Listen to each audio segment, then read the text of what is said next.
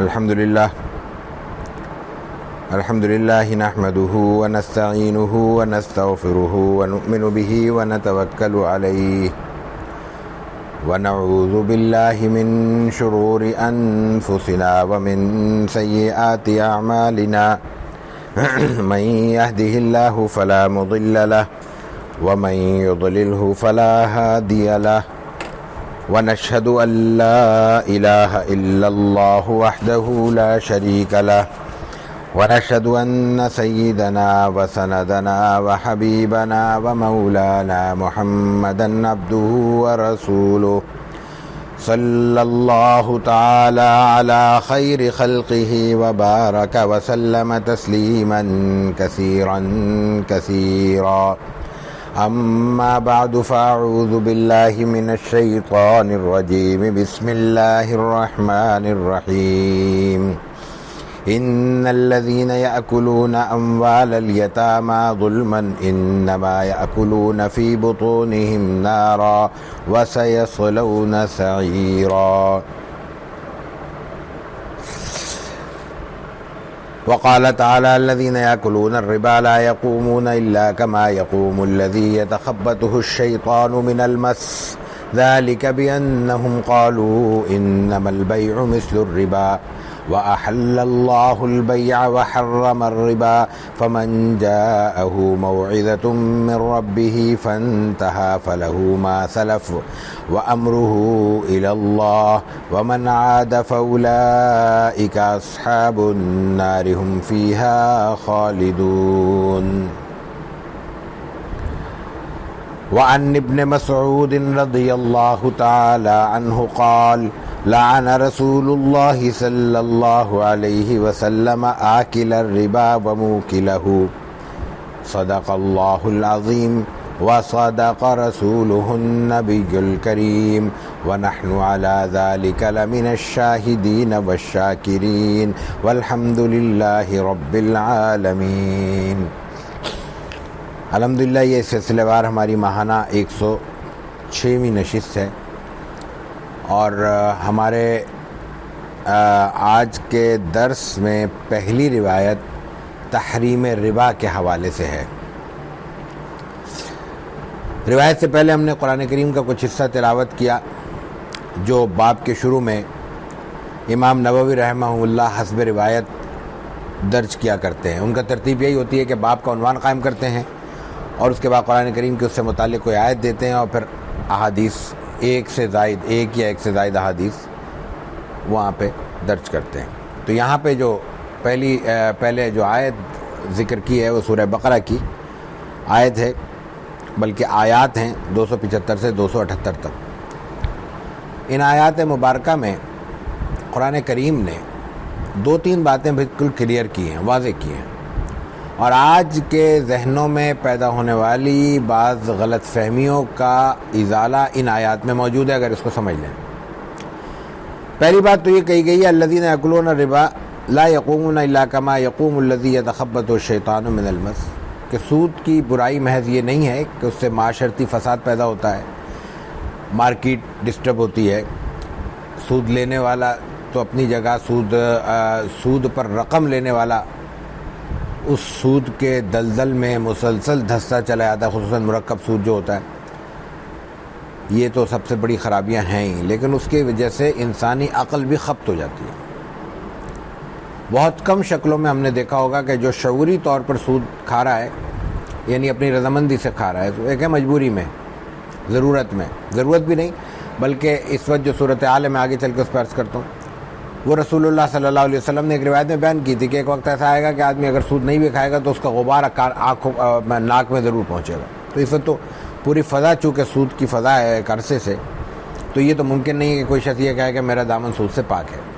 لیکن ہم میں سے جتنی بھی گرد سود کی کھائی ہے یا پڑی ہے اس پہ، وہ خوشی سے ہمیں یقین ہے کہ نہیں ہوگی. حالات ہے، اور ایسے ہی ہے کہ جب انسان گھر سے نکلتا ہے اور نہا دھو کے صاف ستھرے کپڑے پہن کے تو اس کی قطعاً خواہش نہیں ہوتی کہ وہ کراچی کی سڑکوں پہ دھول مٹی سے اٹے، لیکن اٹتا ہے. جتنی حفاظتی تدابیر کر لے اس کے اثرات اس پر آتے ہیں. تو اسی طرح حفاظتی تدابیر کے باوجود یہ آنے والے ہم پر اثرات ہیں جو اللہ تعالیٰ یقیناً معاف فرمائے گا کہ ہماری دلچسپی سے باہر ہیں، ہماری ضرورت سے باہر ہیں، ہماری امید سے، توقع سے باہر ہیں، اور ہماری طاقت سے بھی باہر ہیں۔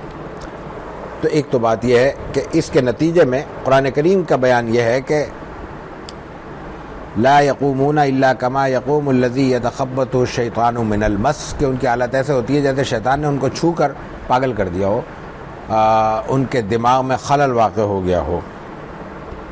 لیکن یہ خلل کیوں ہے؟ وہ مثال ہے جو آج ہمارے بعض، بلکہ ایک بہت بڑے طبقے کی مثال ہے۔ انما البیع ذالک بانہم قالوا، اس کی وجہ یہ تھی کہ وہ کہتے تھے کہ انما البیع مثل الربا، کہ خرید و فروخت کی ایک شکل سود ہے، یا سود خرید و فروخت کی ایک شکل ہے بس۔ جیسے ہم زندگی بھر معاملے میں ہر لمحے خرید و فروخت کے محتاج ہیں۔ صبح اٹھتے ہیں تو ناشتے کے لیے ہمیں کچھ چاہیے ہوتا ہے، اور رات کو سوتے ہیں تو سونے سے پہلے کچھ نہ کچھ درکار ہوتا ہے، تو پورے دن ہمارا خرید و فروخت میں گزرتا ہے۔ فروخت کرنے والے کم ہوتے ہیں، خریدنے والے زیادہ ہوتے ہیں۔ تو یہی معاملہ سود کا بھی ہے۔ سود میں بھی کیا ہے؟ روپیہ دے کر روپیہ لے رہے ہیں، کیا ہے اس میں؟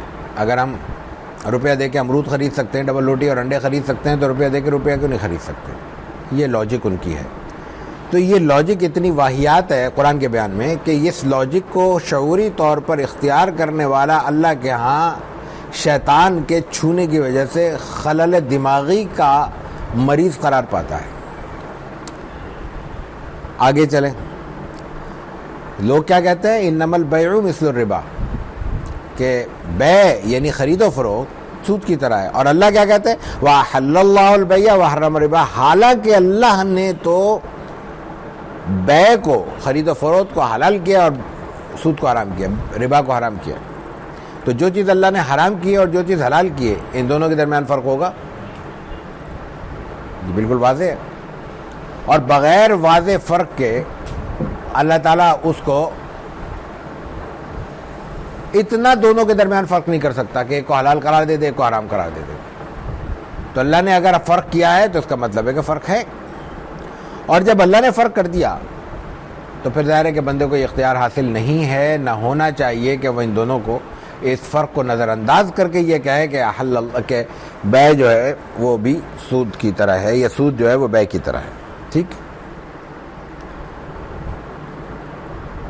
آگے مزید آیت ہے، چونکہ ہمارا تو موضوع حدیث پڑھنا ہے تو میں آیت کو ذرا مختصر کر رہا ہوں۔ آگے پھر فرمایا کہ یمحق اللہ الربا ویربی الصدقات۔ اس کے برعکس ایک اور عجیب و غریب آیت قرآن کریم کہتا ہے۔ صدقہ کس کو کہتے ہیں؟ صدقہ کہتے ہیں کسی بھی نیت صاف کر کے اللہ کی رضا کی غرض سے کسی بھی معاملے میں ایسا کام کرنا جو بہرحال الٹیمیٹلی مالی واجبات پر منتج ہو۔ ہم نے کسی کو کھانا کھلایا تو لوگوں کو ہم نے روٹی سالن نہیں دیا، اس کے پیچھے پیسہ صرف ہوا ہے۔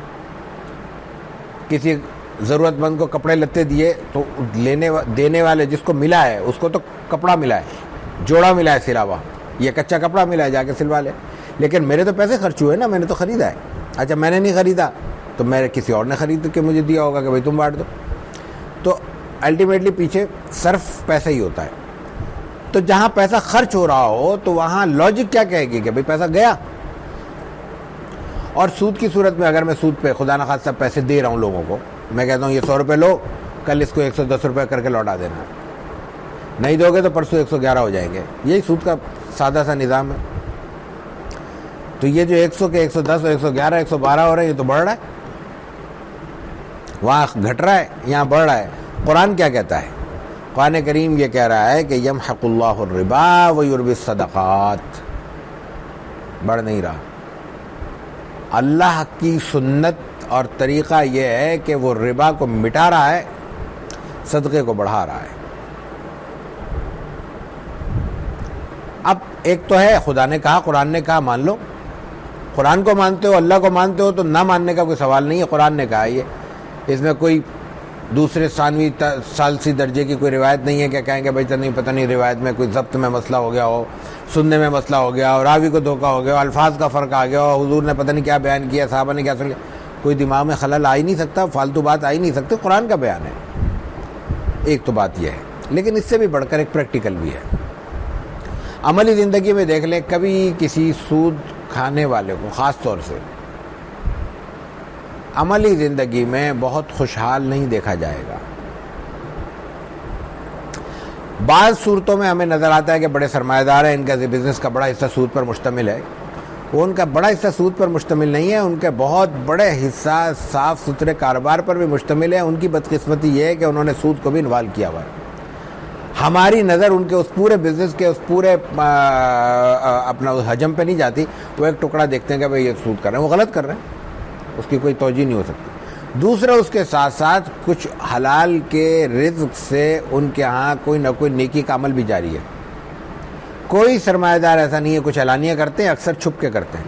یہ اچھائی ہے ہمارے معاشرے میں کہ بہت بڑا ہمارا، ہم ذاتی طور پہ بہت سو کو جانتے ہیں کہ بہت بڑا ہمارا طبقہ ایسا ہے جو خاموشی کے ساتھ کچھ نیک کام کر رہا ہوتا ہے، وہ ریکارڈ پہ نہیں آتے۔ ایک تو ریکارڈ پہ کئی وجہ سے نہیں آتا ہے، وہ تو بہت ساری وجوہ ہیں، اس کو چھوڑے۔ اس میں ایک بڑی وجہ یہ بھی ہے کہ وہ چاہتے بھی نہیں۔ تشہیر کرنے والا ایک بہت لمیٹڈ ہمارا طبقہ ہے، چند لوگ ہیں جو ہر جگہ کیمرے کے ساتھ جاتے ہیں، وہ الگ ہے۔ وہ تو لائف بوائے کا صابن بھی دیتے ہیں، 4 آدمی دیتے ہیں اور تصویر کھنچواتے ہیں، تو وہ بھی ہے، ہر طرح کا دنیا میں موجود ہے، لیکن وہ بہت تھوڑے لوگ ہیں۔ جو دینے والے لوگ ہیں وہ شمار سے باہر ہیں جو چھپ کے دے رہے ہیں۔ تو اللہ تعالیٰ مجموعی طور پر صدقے کو بڑھا رہا ہے، اور اس کو اگر کسی کو اطمینان کرنا ہو، تجربہ کرنا ہو، تو آسان صورت یہ ہے کہ اپنی جتنی بھی آمدنی ہے، ہر آدمی کو اللہ کچھ تو دے ہی رہا ہے، اس کا ایک پرسنٹیج اپنے خیال میں، اپنے ذہن میں، بغیر ریکارڈ کیے، بغیر نوٹ کیے، بغیر کسی سے ذکر کیے رکھ لیں کہ بھائی میں 100 روپے کما رہا ہوں، میں مثال کے طور پہ 8 آنے دوں گا، 1 روپیہ دوں گا، 5 روپے دوں گا، 5-7% تو ہونا چاہیے۔ 0.5% کی کیا حیثیت ہے، لیکن بہرحال جت کی جتنی حیثیت ہے، اور وہ خاموشی کے ساتھ وہ الگ کرتا رہے۔ ہر وقت ضروری نہیں ہوتا کہ خرچ ہو، لیکن رقم اگر الگ ہوتی چلی جائے تو جب بڑی ضرورت آتی ہے تو آسانی کے ساتھ انسان نکال کے اس کو خرچ کر سکتا ہے۔ وہ طے کر لے گا بھائی یہ میرا نہیں ہے، یہ پرسنٹیج میرا نہیں ہے بس، اور وہ خرچ کرنا شروع کر دیں۔ چند دنوں میں دیکھیں کہ کیا ہوتا ہے۔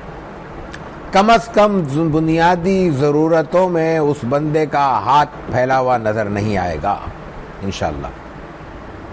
وہ اللہ کو دے رہا ہے، اللہ تعالیٰ اپنے بندے کی اتنی بھی لاج نہیں رکھے گا، دے رہا ہے اللہ کو، دینا اللہ کو ہے۔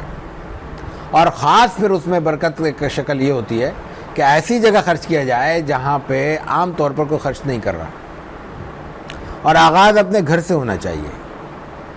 گھر، اطراف، قریبی ترین افراد، ملازم، خاندان کے عزیز و اقارب جو کمزور ہیں۔ سب سے بڑا مسئلہ ہمارے ہاں یہ پیش آ رہا ہے، اور یہ کمیونٹیز اسی لیے پروان چڑھتی ہیں کہ وہاں پہ اس کا اہتمام ہوتا ہے کہ اگر خاندان میں ایک بندہ پڑ گیا یا ایک بندہ کاروبار میں لگ گیا اور باقی بھائی کمزور رہ گئے، تو وہ اپنا از خود تصور کر لیتا ہے میرا اسٹیٹس بلند ہو گیا، میرا اب ان سے کوئی تعلق نہیں ہے، اور وہی اس کی آزمائش ہوتی ہے۔ اس کی پہلی ذمہ داری ہوتی ہے کہ وہ ان لوگوں کو دے، پھر آگے بڑھے۔ وہاں پہ قریبی ترین لوگ، قریبی ترین افراد جن کو جانتے ہیں، کوئی کام ہو رہا ہے، کوئی اچھا کام کسی کے آپ کی نظر میں، کوئی بندہ ہے، کوئی ادارہ ہے، پھر اس کے پاس سب سے پہلے عزیز اور اقارب ہیں، اور اس کے بعد قریبی ترین دوست احباب کا حلقہ اور ملازمین کا حلقہ ہے۔ ملازمین ضروری نہیں، ہم مڈل کلاسیوں کے گھر میں پہلے بھی میں نے بات عرض کی تھی کہ عام طور پر ملازم نہیں ہوتے، لیکن جو جز وقتی کام کرنے والے یا جن سے ہمیں جز وقتی واسطہ پڑتا ہے وہ بھی ہمارے ہی ملازم شمار ہوتے ہیں۔ بے شک وہ 1 بار آئیں 2 بار آئیں، ہمارے محلے، ہمارے اطراف میں تو وہی کام کر رہے ہیں نا، کوئی سبزی بیچنے والا ہے، کوئی دھوبی ہے، کوئی کپڑے ہے، کوئی موچی ہے، کوئی الیکٹریشین ہے، کوئی پلمبر ہے، کوئی ٹیکنیشین ہے، کچھ بھی ہے، وہ کام کر رہا ہے اور وہ اچھا کما رہا ہے۔ بعض صورتوں میں ہم سے بھی اچھا کما رہا ہوتا ہے، لیکن بعض صورتوں میں کرائسس میں آ جاتا ہے۔ اب اس وقت کیا کرنا ہے؟ اس وقت ہماری ضرورت ہے کہ ہم اس کی مدد کریں، ٹھیک ہے؟ تو یہ قرآن کریم کا بیان ہے۔ پہلی بات تو وہ یہ کہتا ہے کہ کاروبار یعنی خرید و فروخت سود کی طرح نہیں ہے، ایک بات، اور دوسری بات یہ کہ اللہ تعالیٰ نے سود کو مٹانا ہے اور صدقے کو بڑھانا ہے، اور صدقے کو بڑھانے کی جو پھر آخری اہم ترین شکل ہے وہ یہ ہے کہ اس کا اجر اس قدر بڑھتا ہے کہ وہ پھر آخرت میں اس کا اندازہ کیا جا سکتا ہے، کیونکہ وہ پھر مسلسل بڑھتا رہتا ہے۔ اور روایتوں میں آتا ہے کہ رسول اکرم صلی اللہ علیہ وسلم نے فرمایا کہ کوئی قیامت کا منظر آپ نے بیان کیا کہ ایک شخص آئے گا، اس کو اللہ تعالیٰ کہے گا یہ سب تیرا ہے۔ وہ انسان ہے نا، دنیا میں بھی جلد باز ہے، آخرت میں بھی مزاج تو وہی رہے گا نا۔ کہہ رہے اللہ میں یہ تو میں نے کچھ کیا ہی نہیں تھا. انسان کو پتہ ہے اپنی اوقات کیا کیا میں نے. تو اللہ تعالیٰ کہے گا کیا تھا تم نے, فلاں جگہ فلاں موقع پہ فلاں بات تم نے کی تھی اچھی, وہ اللہ میاں کو پسند آ گیا, اس کو صدقہ جاریہ بنا دیا. یا فلاں تم نے فلاں جگہ مدد کی تھی ایک بندے کی, اس بندے نے پھر کھڑے ہو کر اپنے ٹانگوں پہ اپنے پیروں پہ کھڑے ہو گئے, کہاں تو وہ محتاج تھا اس کا ہاتھ پھیلا ہوا تھا, کہاں تمہاری مدد سے اس نے اپنا ہاتھ سیدھا کیا اور پھر اس نے کھڑے ہو کے کچھ نیک کام کیے, تو وہ سارے تمہارا صدقہ جاریہ بن گیا ہے. آج انسان اگر ایک شخص کو صرف پڑھا دیتا ہے, کسی پڑھاتا نہیں ہے, لائن پہ لگا دیتا ہے, راستہ سجا دیتا ہے, اب اگر اس کی زندگی سے کوئی بھی خیر وابستہ ہو جائے تو وہ سب وہ ہاتھ پکڑنے والے کے خیر میں اللہ تعالیٰ شمار کرے گا, بالکل شمار کرے گا.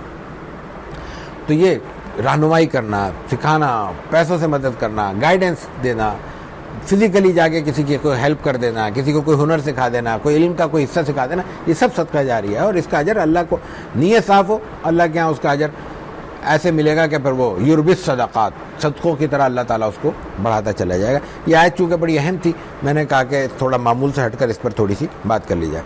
روایت بہت واضح ہے, سود کا معاملہ کلیئر ہے, ہم میں سے کسی شخص کے ذہن میں کوئی ابہام نہیں ہے الحمدللہ, تو اس کو تفصیل سے بات کرنے کی ضرورت نہیں ہے. تو پہلی روایت جو ہم نے پیش کی وہ ہے عبداللہ ابن مسعود رضی اللہ تعالی عنہ کی روایت. وہ فرماتے ہیں کہ لعن رسول اللہ صلی اللہ علیہ وسلم نے سود کھانے والے اور کھلانے والے پر لعنت کی ہے. اب رسول اللہ صلی اللہ علیہ وسلم کی لعنت ہے, جو برداشت کر سکتا ہے برداشت کر لے. عام آدمی کے بس کی بات تو نہیں ہے کہ وہ رسول اللہ صلی اللہ علیہ وسلم کی لعنت کو شعوری طور پر برداشت کرے. اس کے لفظی اور صوتی مشابہت دیکھیے کہ پہلا باب انہوں نے قائم کیا, باب تغلیظ تحریم الربا, سود کی حرمت کی انتہائی شدت بیان کرنے والا باب. غلظ, تغلیظ گاڑے پن کو کہتے ہیں, انتہائی سخت اور گاڑا پن, تو یعنی اس کی حرمت کا گاڑا پن عربی کا اگر لفظی معنی کیا جائے تو اس سے مجھے شدت مراد ہے. اور آگے کیا فرما رہا ہے, باب تحریم الریا, ربا اور ریا ملتے جلتے لفظ ہے, ریاکاری, دکھلاوا, جس کا بھی ذکر بھی ہلکا سا آیا. اب اس کے بارے میں بات ہے, اور ایک روایت تو مختصر سی ہے لیکن ایک روایت بہت طویل ہے, اور کوشش ہوگی کہ یہ باب آج انشاءاللہ پورا کر لیتے ہیں. اللہ اکبر. روایت پہلی پہلے روایت پڑھ لیتے ہیں. وعن نبی ہریرہ رضی اللہ تعالی عنہ قال سمعت رسول اللہ صلی اللہ علیہ وسلم یقول قال اللہ تعالی انا اغنى الشرکاء عن الشرک من عمل عملا اشرک فیہ ما غیری ترکتہ وشرکہ. یہ باب ہے باب تحریم الریا. پہلی روایت عبداللہ ابن مسعود رضی اللہ تعالی عنہ سے ہے. وہ کہتے ہیں کہ رسول اللہ صلی اللہ علیہ وسلم سے میں نے سنا, نہیں پہلی روایت حضرت ابو ہریرہ رضی اللہ تعالیٰ عنہ سے. ابو ہریرہ کہتے ہیں کہ میں نے رسول اللہ صلی اللہ علیہ وسلم کو یہ بات فرماتے ہوئے سنا کہ اللہ تعالیٰ یہ کہتا ہے. اب یہ روایت اللہ کہہ رہا ہے تو یہ حدیث قدسی ہے.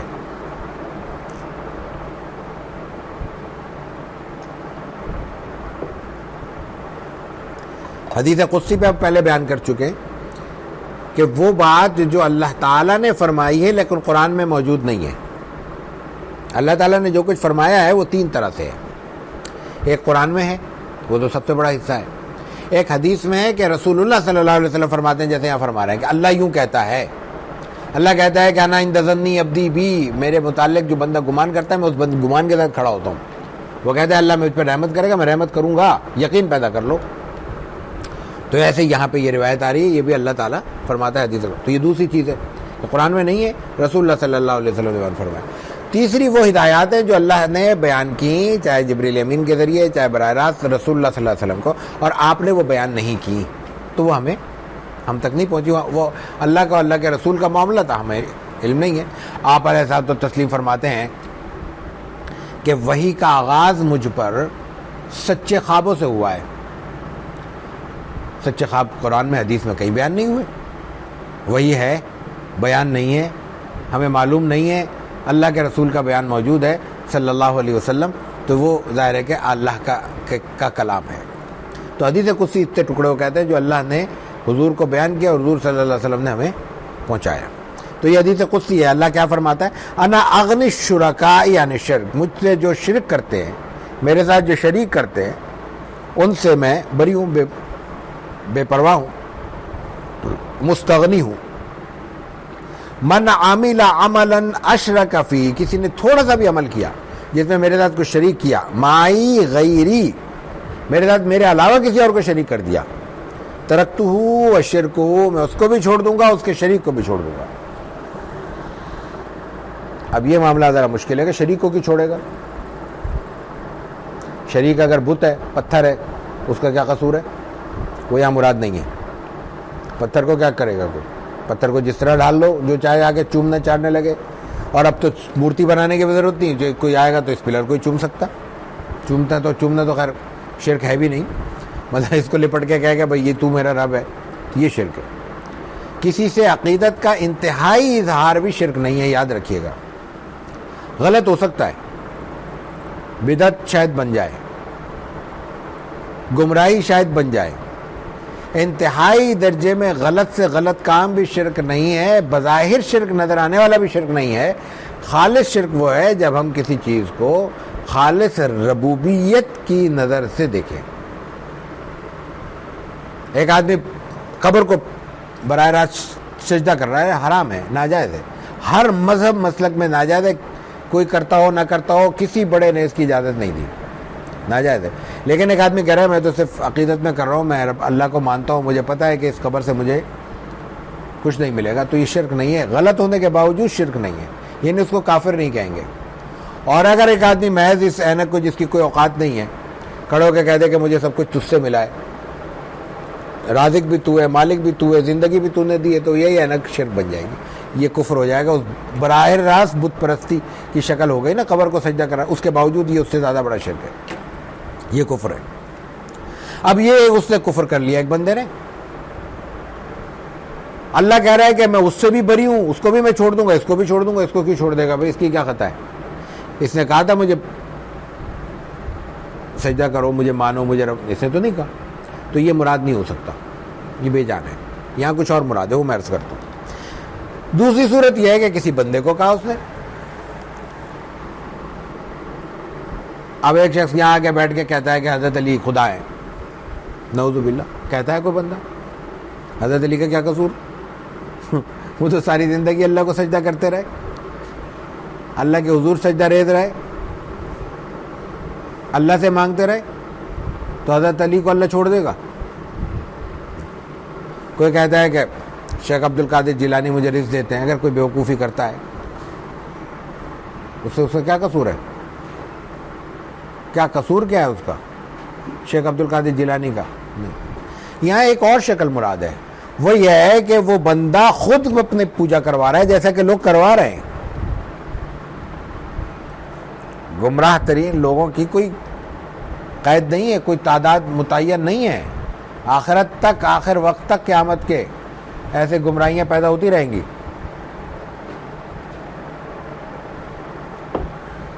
اور وہ گمراہیاں پیدا ہوتی رہیں گی تو اس کے نتیجے میں گمراہ لوگ وجود میں آتے رہیں گے, گمراہ فرقے بنتے رہیں گے. ان فرقوں کے ان گناہوں کو ماننے والوں کی بات ہو رہی ہے کہ ایک شخص ایک دوسرے شخص کو خدا سمجھ کے اس کی پوجا کر رہا ہے, اس سے رزق مانگ رہا ہے, اس سے زندگی مانگ رہا ہے, اس سے صحت مانگ رہا ہے, اور وہ بندہ ایکسیپٹ کر رہا ہے, اس کی عبادت کو قبول کر رہا ہے. اب اللہ تعالیٰ کی نظر میں یہ دونوں متروک ہیں. اور یہ لفظ تو بہت ہلکا سا بیان کیا قرآن حدیث نے, رسول اللہ تعالیٰ نے رسول اللہ صلی اللہ علیہ وسلم کا قول کہ میں نے چھوڑ دیا. لیکن یہ لفظ چھوڑنا آسان نہیں ہے. میں نے آپ کو چھوڑ دیا, آپ نے مجھے چھوڑ دیا, آپ کا کیا بگڑا اور میرا کیا بگڑا؟ آپ کو مجھ جیسے بتیرے مل جائیں گے, مجھے آپ جیسا بھی کوئی نہ کوئی مل جائے گا, کیا فرق پڑتا ہے؟ دنیا کائنات اسی طرح چل رہی ہے, اور آخر چھوڑ کے جانا ہی ہے. آپ کو بھی جانا ہے, ہم کو بھی جانا ہے, کون بیٹھے گا قیامت تک؟ لیکن ایک کو اللہ چھوڑ دے, آگے پیچھے کیا بچا اس کے پاس؟ تو یہاں یہ بیان کیا جا رہا ہے کہ اس کی دنیا اور آخرت سب تباہ ہے, اس لیے کہ دنیا میں بھی جو کچھ مل رہا ہے وہ اللہ کی رحمت سے مل رہا ہے. تو جس کو اللہ نے چھوڑ دیا, نہ اس کو دنیا میں کچھ بچا, نہ آخرت میں اس کے پاس کچھ بچا. تو یہاں یہ فرمایا کہ یہ شرک کی کیفیت ہے کہ انسان شرک کی صورت میں اللہ سے اتنا دور ہو جاتا ہے, اور اللہ تعالیٰ اس کو اس حد تک نظر انداز کر دیتا ہے. اب اس کا تعلق ریا سے کیسے ہے؟ بہت ساری شکلیں ہماری ایسی ہیں جو شرک تک پہنچتی ہیں اور ریا کے ذریعے پہنچتی ہیں۔ انسان دکھلاوا کرتا ہے، دکھلاوا کیا ہے؟ شرک ہے۔ میں نے کہا کہ میں یہ 10 آدمیوں کو کھانا کھلا رہا ہوں ثواب کے لیے، اور خواہش یہ ہے کہ وہ 10 آدمیوں کو میں کھانا کھلاتے ہوئے 10 لاکھ آدمی دیکھیں، تو کھانا کھلا رہا ہوں میں اللہ کے لیے، تو اللہ دیکھ رہا ہے، اس کو کسی کیمرے کی ضرورت نہیں، کسی تصویر کی ضرورت نہیں۔ ایک ہے ادارتی سطح پہ کوئی انجمن ہے، کوئی ادارہ کام کر رہا ہے، اور اس کی کوئی ظاہر ہے کہ اس کو اپنا ریکارڈ بھی رکھنا ہے، اور اس کو اپنے نظام کو بھی کسی مطلب آرڈر میں لانا ہے، وہ اگر اس کی ضرورت کے تحت کچھ تصویریں لے کے اپنے ریکارڈ میں رکھ لیتا ہے، وہ شاید اس کی گنجائش ہو۔ لیکن ایک یہ ہے کہ خالصتاً وہی، جیسے میں نے کہا کہ وہ ایک لائف بوائے کے ٹکڑے کو 6 آدمی ہاتھ میں پکڑ کے دے اور اس کو 6 سال تک تشہیر ہوتی رہے، اس کی کیا لاجک ہو سکتی ہے؟ اس کی منطق ہو سکتی ہے سوائے اس کے کہ ریاکاری؟ اب وہ دینا تو اللہ کو تھا، دکھایا دنیا کو جا رہا ہے، اس سے بڑا شرک کیا ہوگا؟ یہ مناسبت ہے جس کی وجہ سے یہ روایت یہاں انہوں نے بیان کی ہے۔ آگے ایک ذرا طویل روایت ہے، اور اس میں ایک بات زیادہ طویل نہیں ہے، ظاہر ترجمے میں تو وقت لگتا ہے، لیکن مثالیں بہت ایسی ہیں کہ بالکل دل میں اتر جانے والی، ہماری عملی زندگی کی مثالیں آپ علیہ الصلوۃ والتسلیم نے دی ہیں۔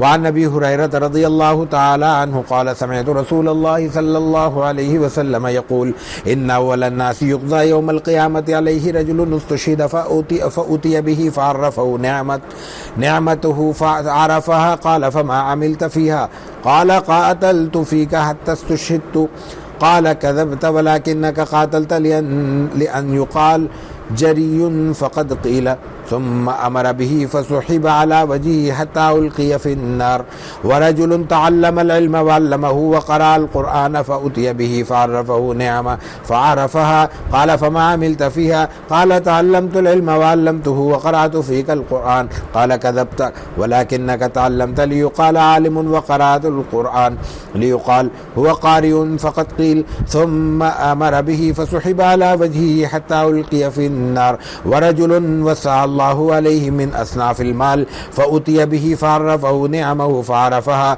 قال فما عملت فيها قال ما تركت من سبيل تحب أن ينفق فيها إلا أنفقت فيها لك قال كذبت ولكنك فعلت ليقال جواد فقد قيل ثم أمر به فسحب على وجهه حتى ألقي في النار۔ عجیب روایت ہے، ایسا ہے ہمیں آج کے زمانے میں ہمیں کھول کے اندر سے حضور صلی اللہ علیہ وسلم بیان کر رہے ہیں، کھول کے دلوں کو چیر کے بیان کر دیا آپ نے۔ منظر یہ بھی قیامت کا ہے۔ رسول اللہ صلی اللہ علیہ وسلم سے حضرت ابو ہریرہ کہتے ہیں میں نے یہ بات سنی رضی اللہ تعالیٰ عنہ، آپ علیہ الصلوۃ والتسلیم نے فرمایا کہ قیامت کا منظر ہے ان اول الناس یقضى یوم القیامہ، قیامت کے دن اول پہلے حساب ہو رہا ہے، حساب ہوگا ایک بندے کا، اس کو لایا جائے گا، ایک بندے کو لایا جائے گا قیامت کے دن حساب کے لیے۔ اب اس کو لایا گیا،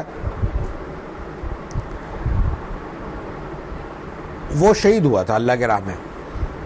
زندگی کا سب سے بڑا اعزاز کسی بھی انسان کے لیے یہی ہو سکتا ہے کہ اللہ کی رضا میں اس کو شہادت کا مرتبہ مل جائے۔ رسول اکرم صلی اللہ علیہ وسلم نے اپنے لیے فرمایا کہ مجھے یہ بات پسند ہے، بہت پسند، میری خواہش ہے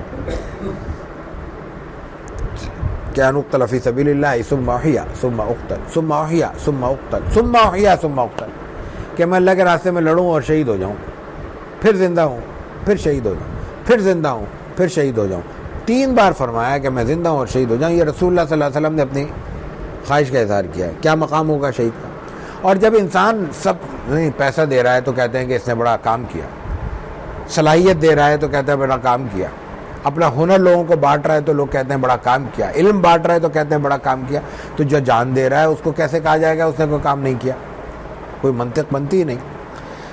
اس سب سے بڑے اجر رکھنے والے شخصیت کو سب سے پہلے لایا جائے گا اور اس کا پول کھولا جائے گا سب کے سامنے، علی رؤوس الاشہاد، لوگوں کے سامنے یہ بات بیان کی جا رہی ہے، ہر آدمی دیکھ رہا ہے۔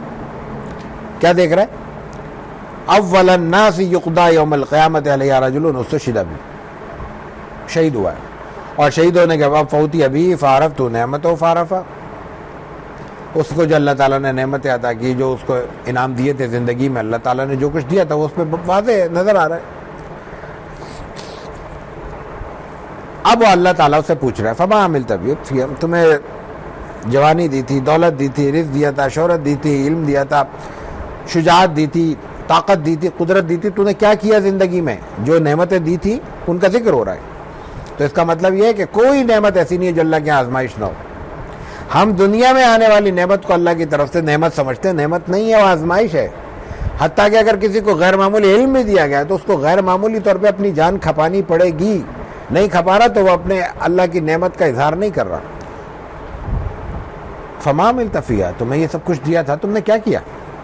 قال قاتلت فیک، اللہ تجھے نہیں پتہ تیرے راستے میں نے تو جنگ کی ہے، لڑائی کی ہے، جہاد کیا ہے، اور اتنا لڑاؤں اتنا لڑاؤں اتنا لڑاؤں، حتی استشہدت، میں شہید ہو گیا ہوں، جان دے گی، میں تو شہید ہو کے آیا ہوں آپ کے پاس. اللہ تعالیٰ اس وقت سب کے سامنے کہے گا اللہ بچائے. کیا منظر ہوگا، کھربوں افراد سے بھی زیادہ لوگ ہوں گے، اور اللہ ایک بندے کو کھڑا کر کے کہہ رہا ہو تو جھوٹا ہے. صاف لفظ ہیں، کذبتا، تو نے جھوٹ بولا ہے، تو نے یہ سب کچھ نہیں کیا. پھر کیا کیا؟ ولیکنک قاتلتا، تو نے لڑائی کی ہے، ہمیں پتہ ہے تو لڑا ہے. لأن یقال جریٌ، تو نے تو لڑائی اس لیے کی ہے لوگوں میں بہادر مشہور ہو جائے، وہ بڑا تکڑا آدمی ہے تو لڑ پڑتا، یہ تو دیکھتا ہی نہیں، آؤ تاؤ بھی نہیں دیکھتا، کود پڑتا ہے میدان میں، بہادر ہے.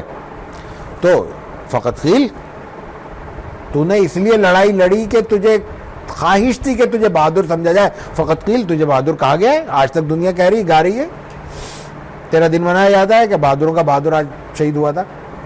قیل، اب نتیجہ کیا ہوا؟ فقط قیل کا مطلب کیا ہے؟ مطلب یہ ہے کہ تو نے جو خواہش کی تھی وہ پوری ہو گئی تیری. تو نے کہا تھا لوگوں میں بہادر مشہور ہو، لوگوں میں بہادر مشہور ہو گیا، کیا اجر؟ آج کوئی اجر نہیں ہے، آج تمہارا چیپٹر کلوز ہے. فقط قیل، تمہیں کہا جا چکا. حتی امر بھی، اب اللہ تعالیٰ حکم دے گا.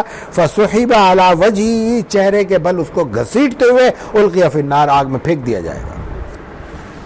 جس نے اپنی جان تک قربان کر دی تھی لیکن نیت صاف نہیں تھی، آخرت میں اس کا اجر یہ ہے کہ چہرے کے بل گھسیٹ کر اللہ تعالیٰ اس کو جہنم رسید کر دے گا. اللہ بچائے. ورجل تعلم، ہم لوگوں کا بھی ذکر آ گیا. ایک آدمی ہے، اس نے تعلم العلم وعلمہ، علم دین سیکھا اور پھر آگے سکھانے کے لیے بیٹھ گیا. وہ ہماری طرح. وقرأ القرآن، قرآن پڑھا اس نے، اور قرآن کے نتیجے میں اس کو اللہ نے نعمتیں عطا کی اور نعمتوں کا اس پہ اثر محسوس ہونے لگا. لوگوں نے واہ واہ کر دی، قاری صاحب ہیں، علامہ صاحب ہیں، حاجی صاحب ہیں، فلاں صاحب ہیں، فلاں صاحب ہیں. اب اللہ تعالیٰ پوچھے گا فما عملت فیہا، کیا کیا تم نے؟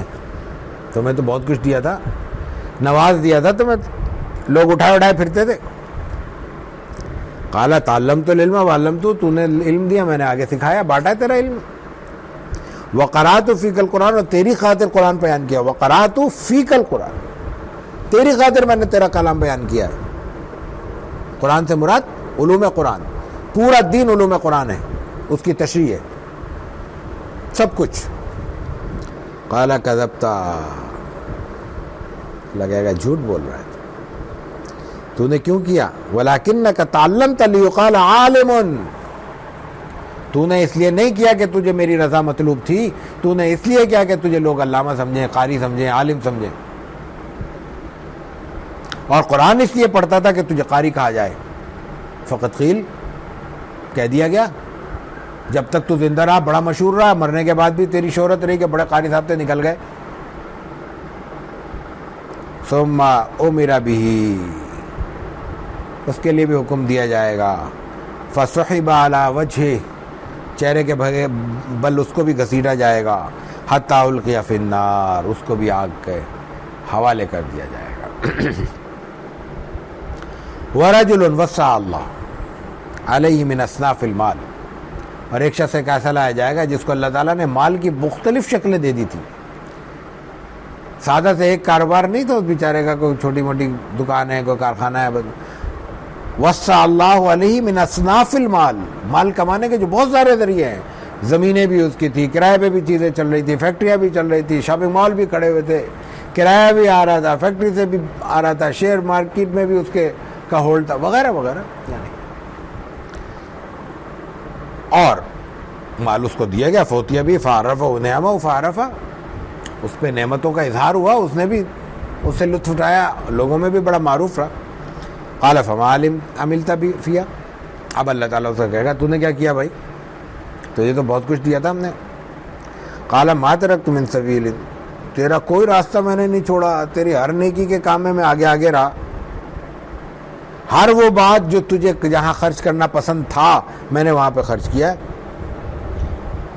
ما ترکت من سبیل تحب ان ينفق فيها الا انفقت فيها لك, تیری رضا کی خاطر ہر اس جگہ میں نے مال خرچ کیا جہاں مال خرچ کرنا تجھے پسند ہے. تو نے کہا غریبوں کو تو میں نے غریبوں کو دیا, تو نے کہا بھوکوں کو کھلاؤ میں نے بھوکوں کو کھلایا, تو نے کہا کہ جن پہ قرض چڑھ گیا ہے ان کا قرض اتروا دو میں نے ان کے قرض اتروائے, تو نے کہا کہ بے گھروں کو گھر بنوا کے دے دو میں نے گھر بنوا کے دے دی, وغیرہ وغیرہ. ہر طرح کی نیکی کا کام میں کرتا رہا ہوں. قال کذبت, سب کے سامنے اللہ تعالیٰ کے لیے جھوٹ بول رہا ہے, جھوٹا ہے. ولکنک فعلت لیقال جواد, تو نے اس لیے خرچ کیا تھا کہ لوگوں میں تو سخی مشہور ہو جائے. لوگ کہیں فلاں صاحب کے پاس چلے جاؤ یار, آئی صاحب کے پاس دے دیں گے. فقط قیل, تو نے کہا تھا خواہش رکھی تھی کہ تجھے مشہور ہونا سخی, مشہور ہو گیا. فقط قیل, لوگ تجھے سخی کہتے ہیں اب تک کہتے ہیں, تو تیرا حصہ ختم ہو گیا. ثم امر به, پھر اس کے لیے حکم دیا جائے گا. فسحب علی وجهه, اس کو بھی چہرے کے بل گھسیٹا جائے گا. حتی القی فی النار, یہاں تک کہ اس کو جہنم رسید کر دیا جائے گا. اللہ تعالیٰ محفوظ رکھے.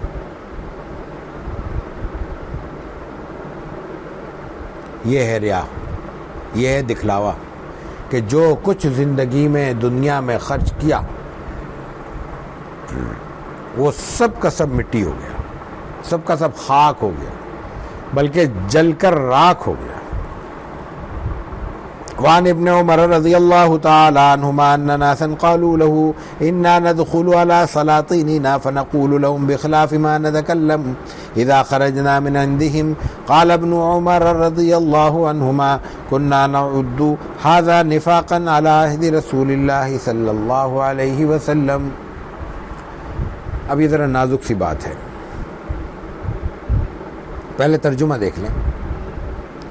ابن عمر رضی اللہ تعالیٰ عنہ کہتے ہیں کہ لوگوں نے, یعنی ان کے اطراف میں جو لوگ بیٹھے ہوئے تھے, تابعین نہیں ہوں گے, تبع تابعین ہوں گے, بس یہ تو خود صحابی ہیں, تو ان کے پاس تابعی ہوں گے زیادہ تک.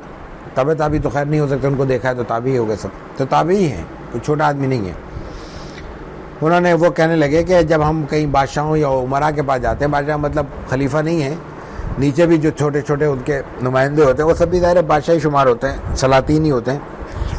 تو ہم جاتے فنقول لهم بخلاف ما نتكلم اذا خرجنا من عندهم, جب ہم ان سے نکل کے آتے ہیں تو کچھ اور کہتے ہیں, ان کے سامنے کچھ اور کہتے ہیں. وہ کہتے ہیں جناب بڑا زبردست نظام چل رہا ہے, پرفیکٹ, آپ کی تو کیا بات ہے, گن گا رہے ہیں لوگ آپ کے, تو رعایا پروری پہ تو آپ پہ ختم ہے. باہر آتے ہیں بڑا کم وقت ظالم نے بڑی مہنگائی کی ہوئی ہے, جینا دوبر ہو گیا ہے, ظالم آدمی ہے, یہی ہوتا ہے نا.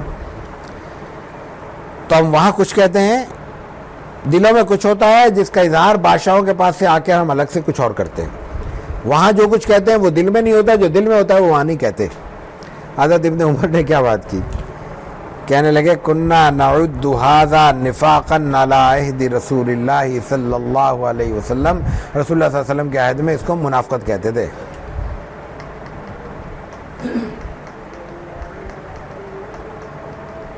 میں نے کہا کہ یہ نازک سی بات ہے.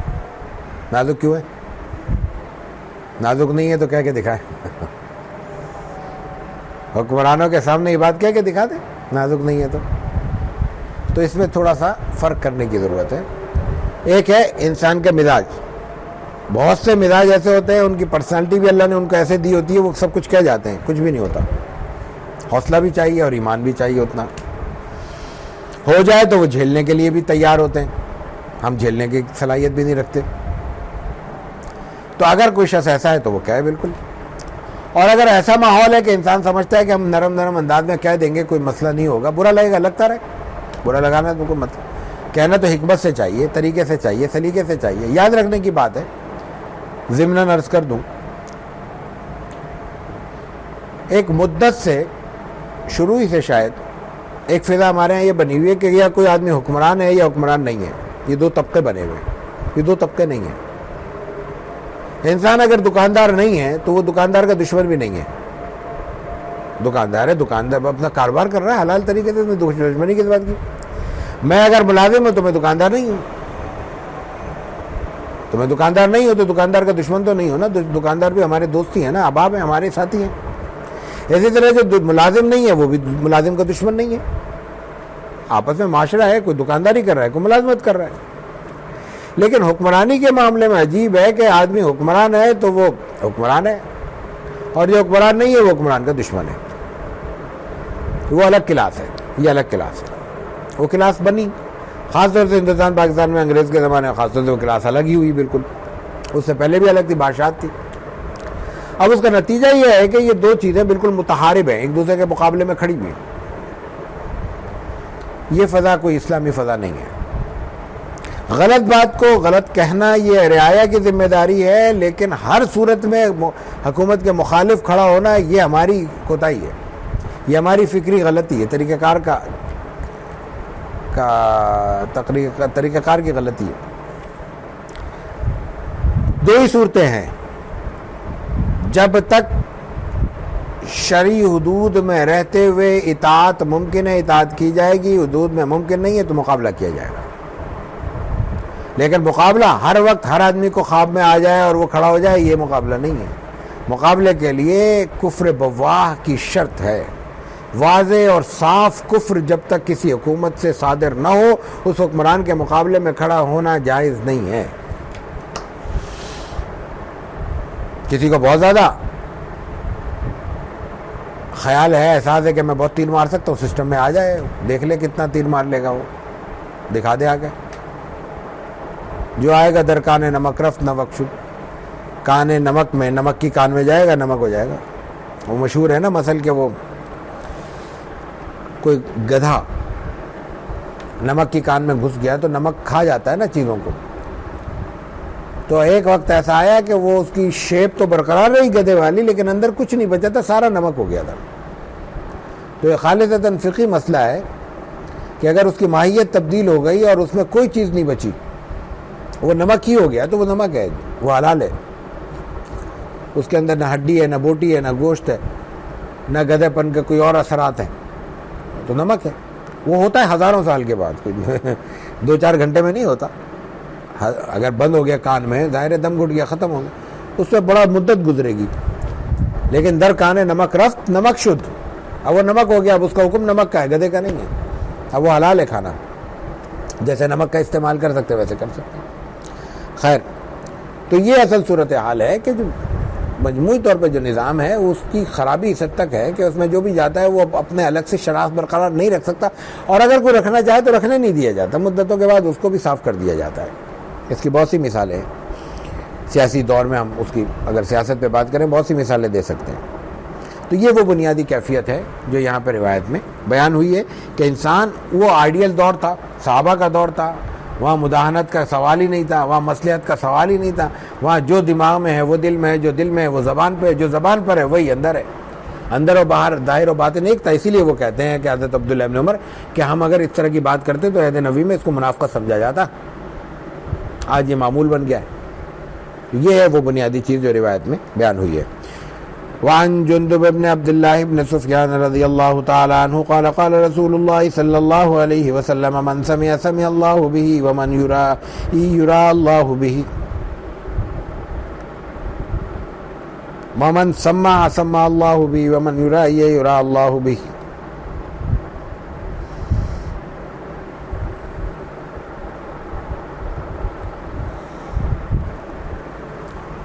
حضرت جندب ابن عبداللہ ابن سفیان کہتے ہیں کہ رسول اللہ صلی اللہ علیہ وسلم نے فرمایا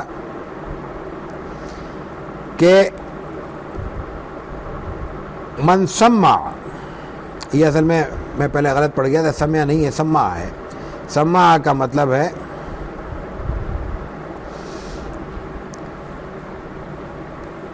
یہاں پہ ہمارے علامہ نووی رحمہ اللہ ایک اور کام بھی یہ بھی کرتے ہیں کہ وہ لفظ کی تشریح بھی نیچے کرتے ہیں، اس میں لغت بھی بیان ہوتی ہے. وہ کہتے ہیں، میں نے کہا دلچسپ بات تھی تو میں آپ کے سامنے رکھ دوں. معناہ اظہر عملہ للناس ریان، لوگوں کے سامنے دکھاوے کے لیے چیز کو واضح کر دیا جائے، ظاہر کر دیا جائے۔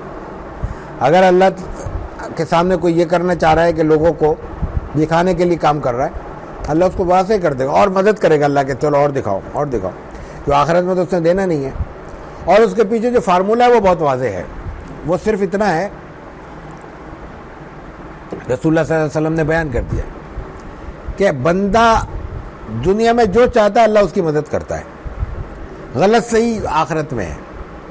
مثال کے طور پہ ایک جگہ آپ نے فرمایا رسول اللہ صلی اللہ علیہ وسلم نے کہ ایک آدمی اگر کمانا چاہتا ہے اور کہتا ہے میں غلط طریقے سے کماؤں گا، اللہ اس کے لیے وہ راستہ آسان کر دیتا ہے۔ ہم دیکھتے ہیں کہ بعض لوگ غلط کام کر رہے ہیں اور کرتے چلے جا رہے ہیں۔ ہمارے لیے صحیح طریقے سے کمانا اتنا آسان نہیں ہے جتنا ان کے لیے حرام طریقے سے کمانا آسان ہو رہا ہے۔ ہمیں بڑی تشویش ہوتی ہے، شمبا ہوتا ہے، ہمارے لوگ الجھن کا شکار ہو جاتے ہیں، یہ اللہ ہمارے لیے 2 روٹی کھانا مشکل ہو رہا ہے، یہ ہر 2 گھنٹے کے بعد 2 عمارتیں خرید لیتا ہے۔ اس کی بہت واضح ہے مثال کہ اللہ تعالیٰ سے اس نے یہ توقع کا مطلب ظاہر ہے دعا ضروری نہیں ہے، خواہش ہے، دل میں ارادہ ہے کہ میں یہ غلط طریقے سے کمانا چاہتا ہوں، اللہ نے کہا کما۔ اس کے لیے وہ کمانے کا راستہ آسان کر دیا، اللہ نے اس کا راستہ آسان کر دیا۔ تو اب وہ جب اللہ نے اس کا راستہ آسان کر دیا تو اس کو حرام کمانے سے کون روکے گا؟ اچھا کیوں کیا آسان؟ اس لیے کہ دنیا میں اللہ تعالیٰ قرآن کریم واضح طور پہ کہتا ہے بہت ساری دشواریاں اس لیے ہماری حل ہو جاتی ہیں اگر ہم قرآن پڑھ لیں۔ قرآن کریم میں اللہ تعالیٰ نے واضح طور پہ کہا ہے کہ تمہارے لیے دونوں راستے کھول دیے گئے، جہاں چاہو چلے جاؤ، سیدھے راستے پہ چلو گے آخرت میں آسانی ہوگی، برے راستے پہ چلو گے جہنم تیار ہے۔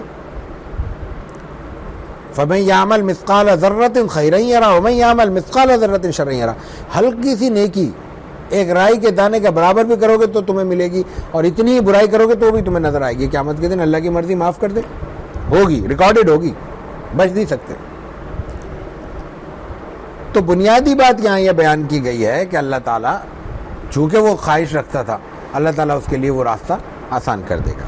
وعن ابی ہریرہ رضی اللہ تعالی عنہ قال قال رسول اللہ صلی اللہ علیہ وسلم من تعلم علما مما يبتغى به وجه الله عز وجل لا يتعلمه الا ليصيب به عرضا من الدنيا لم يجد عرف الجنة يوم القيامة یعنی ریحها۔ یہ بہت اہم بات ہے ہمارے لیے، اللہ تعالیٰ بچائے۔ حضرت ابو ہریرہ رضی اللہ تعالیٰ عنہ کہتے ہیں کہ رسول اللہ صلی اللہ علیہ وسلم نے فرمایا من تعلم علما،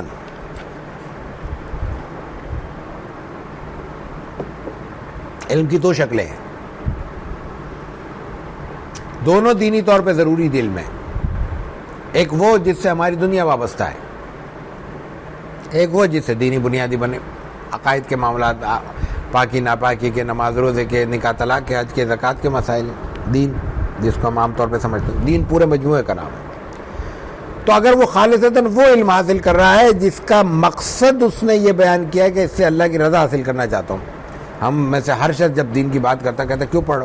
وہ اللہ کی رضا کے لیے، دین کی خدمت کے لیے، یہ ہماری زبانوں پہ ہوتا ہے، لیکن یہ زبانوں پہ رکھنے کی چیز نہیں ہے، دلوں میں اتارنے کی، بلکہ دلوں میں اندر اڈیلنے کی چیز ہے۔ اور اس نے یہ دین کا حاصل کر لیا، علم قرآن پڑھایا، حدیث پڑھائی، قرآن حدیث سیرت پڑھائی، تفسیر پڑھائی، فقہ پڑھائی، پڑھنا پڑھانا کس لیے تھا؟ اللہ کی رضا کے لیے۔ لیکن وہ کر کیا رہا ہے؟ لا يتعلمه الا ليصيب بها عرضا من الدنيا، چاہتا یہ ہے کہ اس سے دنیا گھسیٹے۔ ایک ہے اپنی ضرورت کی زندگی گزارنے کے لیے، ضروریات زندگی کے حصول کے لیے آدمی کا کمانا، ہے کہ وہ فرض ہے، لازم ہے، اور ایک ہے اپنی علمی وجاہت کو استعمال کمانے کے لیے کرنا۔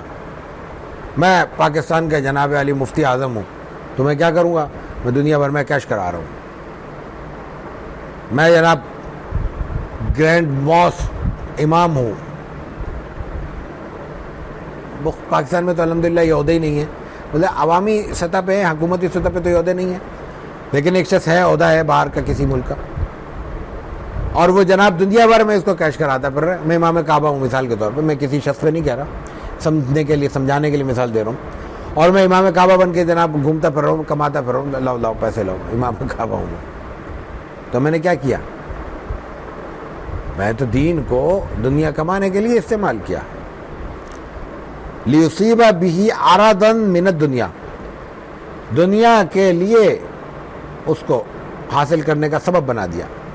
تو اللہ تعالیٰ کی طرف سے اتنی بڑی وعید ہے کہ لم یجد عرف الجنہ، عرف الجنہ یعنی ریحھا، اس کی خوشبو، یوم القیامہ، قیامت کے دن جنت تو چھوڑ دو، جنت کی ہوا بھی نہیں ملے گی، خوشبو بھی نہیں ملے گی. وآخر دعوانا الحمدللہ رب العالمین.